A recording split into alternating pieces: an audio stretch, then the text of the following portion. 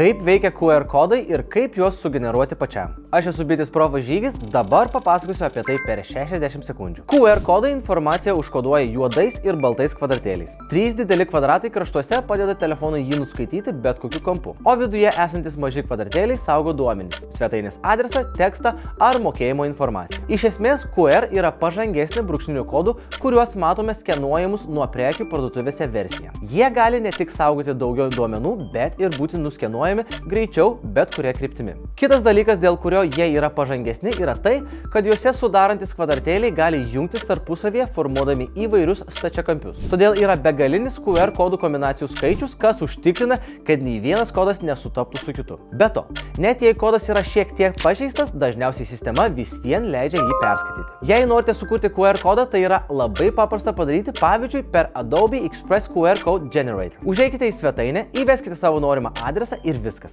Štai į jį vedantis QR kodas. Patiko šis video? Užsukite į bitesprofai.lt ir rasite daugiau patarimų per 60 sekundžių.